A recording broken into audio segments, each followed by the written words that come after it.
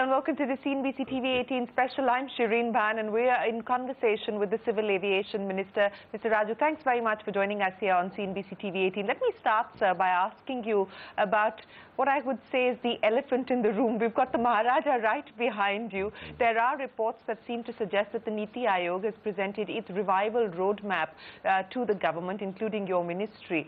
And one of the options that is being talked about is writing off a significant portion of the debt that Air India currently has, and then looking at the possibility of strategic divestment. Our first conversation, when you just taken over, in this very room, you told me that taxpayers cannot continue in perpetuity to bail out Air India. So where do things currently stand? You see, Air India, I have a fascination for it. It's a nice airline. It served the country well, and we wish it to survive and continue to serve the Indian skies. Now, its finances are very bad, more due to legacy issues, whatever it is. So, business as usual is definitely not an option. Okay. And governments had come out earlier with this turnaround plan, Yes. Financial reconstruction. Yes. But things as they appear didn't have a dent on the finances. So that's what's exactly pulling it down. So what is to be done? There's a lot of thinking going on, a lot of suggestions afloat, no decision yet. But I would not like to close any option. And let us see what types of options are coming in. Of course, lots of discussions have already happened. NITI Aayog has made its suggestion, and everybody wants it to be a good airline. So that's it. So let's see where it takes us. I don't intend to labor on this for too long, but I am going to ask you a few more specific questions on Air India. The NITI Aayog is suggesting that this be put up for strategic disinvestment. The NITI Aayog's viewpoint is that world over, governments have extracted themselves out of the aviation business, and there is no reason why the Indian government should continue to be in the aviation business via Air India. Is that a view that you support? You see, what we'll support, what we will not support will come up later. But no option is going to be closed at this stage. And the position I am in, I will not speculate on it. So I'm searching for ideas. All ideas are open now. But sir, these ideas, I mean, the NITI Aayog is only the latest round of recommendations. There have been several committees in the past that have made recommendations on how you can turn around Air India. So the suggestions and the ideas have been on the table. They've been on the table for too long. So how long will it take? How long will it take for you to decide what is the best way forward? I'm not going to put a timeline on it. But the luxury of indefinite time is also run out. Okay. So some decision has to come about. So would it be fair to assume that whatever the options are that the NITI Aayog has presented, which talks about... It's not only NITI Aayog. Okay. Anyone can give ideas. There are a lot of ideas that have come in. Now, why we are going to zero on what needs an analysis. But do you believe, sir, that without writing off a significant portion of the debt, strategic divestment is not going to be possible? You're not going to find a willing or buyer. You might be correct. There are hardly any bakras around, so you can get one is difficult. So, and businessmen are businessmen. Yes. So there are limitations. You see, one thing is for sure, the taxpayers' money cannot be committed for eternity. So that's one problem. And failures are there on the financial front. So there are problems, and these will be attended to. Okay. You're saying that you cannot give me an indication of the timeline, but you don't have the luxury of time to continue to consult with various stakeholders. So would it be fair to say that maybe within the next 3 months, we will arrive at some sort of conclusion on the way forward? You see, we need to arrive at a conclusion at the earliest. That angle I can say. But I will not put timelines on anything. Okay, you won't put timelines. Another question that I will ask you, sir, in the context of foreign carriers being interested to come into India, and there's been a lot of talk on the possibility of Qatar coming in via the fully 100% FDI route. I know that in your press conference yesterday you said that Qatar has nothing to do with the plan to turn Air India around.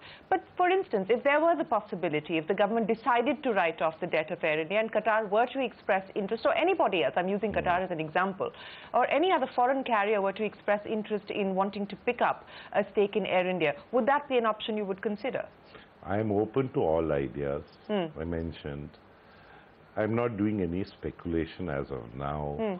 These airlines which you talked about, European basically, which were owned by the governments, and these are facts. They have sold out, and generally others have bought shares in it, and they're going ahead.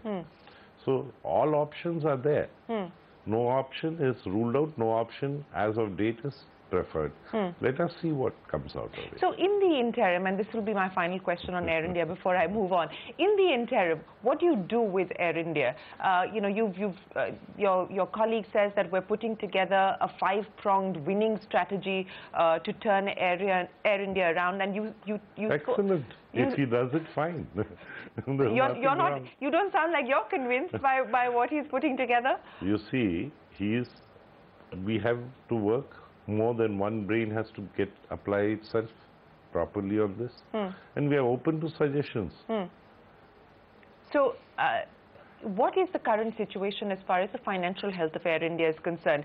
Air India itself says that, look, we're already doing operating profit.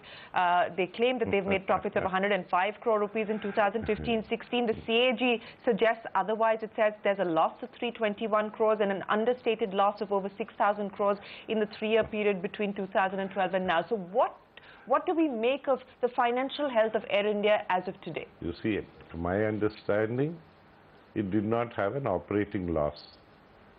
What the figure you said, 100 and something. Yes. 105 crore was the profit that Air India claimed it made. Operating this thing. With a company that size, not having say an operating profit of only that much is no profit at all. The idea is that it is capable of performing. Sure. So that much it has demonstrated. Let the auditors sort out these problems and let them do their discussions. Okay. What we need in government is come to some conclusion. Personally, I would like it to survive. I don't want Air India to go the kingfisher way. It should not happen that way. Survive without the government being the Whether it's principal government shareholder or private, an airline, if it survives, it can serve the people. Otherwise, it can't. Have you had conversations with your colleague, Finance Minister Arun Jaitley, because he's made public statements about the fact that he would like... we do a lot of discussion, but I would not share it with you at this time. Okay. Let me then talk about one of the big achievements or milestones that your ministry has achieved, and that is the Regional Connectivity Scheme, or the UDAN scheme.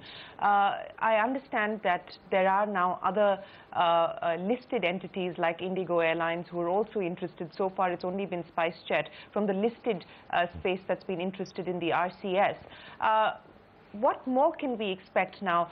There is the possibility of some changes even within the Regional Connectivity Scheme, exclusivity being reduced, the cap on the number of seats being enhanced. What can we now expect in round 2 of the RCS? You see, the round 1 has given us a lot of this thing. There are 5 airlines that have participated, and they started functioning. By September, I think we'll be getting a lot of hitherto unconnected destinations. Say like right now you could say 70 years into independence, 72, 73 destinations. Now in the first shot itself you're getting about 30 and odd, 33 or something unconnected destinations. Right. So it's good.